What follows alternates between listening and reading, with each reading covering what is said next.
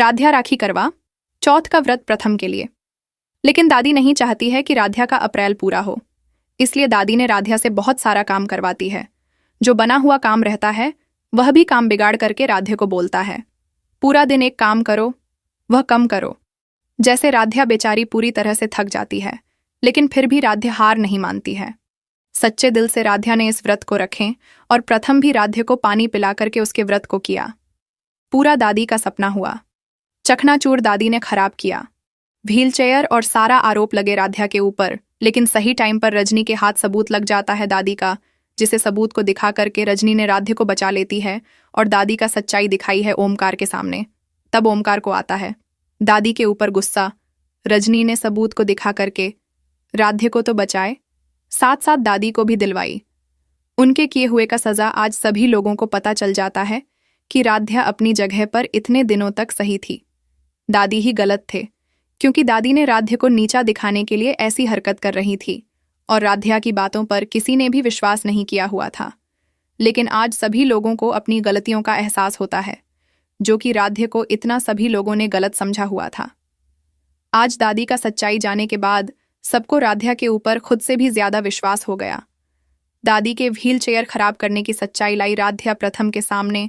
प्रथम हुआ दादी के ऊपर गुस्सा। भवन का वातावरण उस रात अजीब सा था। हवाएं भारी थीं, दीवारें जैसे कुछ सुनने की प्रतीक्षा में थीं और हर कोने में एक अनकही बेचैनी तैर रही थी। पूरे घर में एक सन्नाटा था, जिसे सिर्फ घड़ी की टिक टिक तोड़ रही थी। राध्या अपने कमरे में खड़ी थी, हाथों में उस फाइल को कस कर पकड़े हुए। वही फाइल जिसमें वो सबूत थे जो मित्तल परिवार की जड़ें हिला देने वाले थे।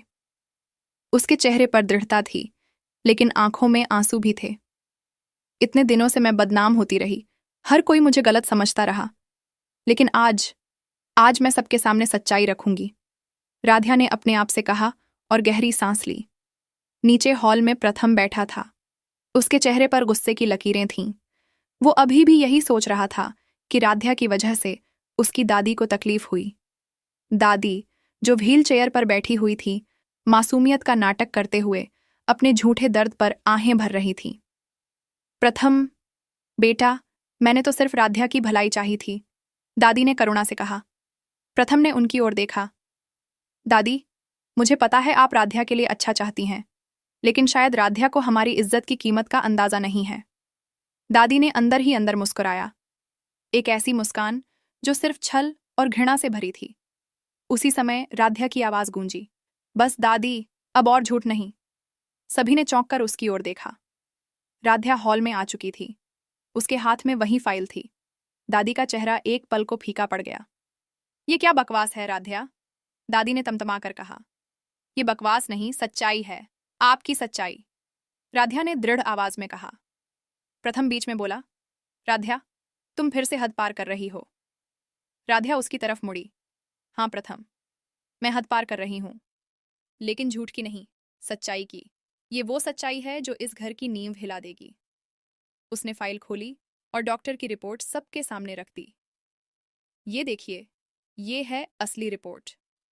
रिपोर्ट में साफ लिखा था, पेशेंट के पैर में कोई फ्रैक्चर नहीं है, चोट मामूली है, चलने फिरने में कोई दिक्कत नहीं। सभी सदस्य स्तब्ध रह गए। प्रथम ने चौंक कर रिपोर्ट उठाई। ये क्या है? राध्या ने जवाब दिया, वो सच्चाई जिसे आपकी दादी ने छुपाया था। उन्होंने डॉक्टर को पैसे देकर झूठा रिपोर्ट बनवाया था, ताकि लगे कि उनका पैर टूटा है, ताकि सबको लगे कि मैंने, राध्या ने, उनकी वजह से उन्हें तकलीफ दी। दादी ने गुस्से में कहा, ये झूठ है, ये सब राध्या के झूठे नाटक हैं। राध्या ने दूसरी रिपोर्ट निकाली। और ये रही डॉक्टर की असली रिपोर्ट, जिस पर आपकी साइन है दादी जी, आप ही के साइन।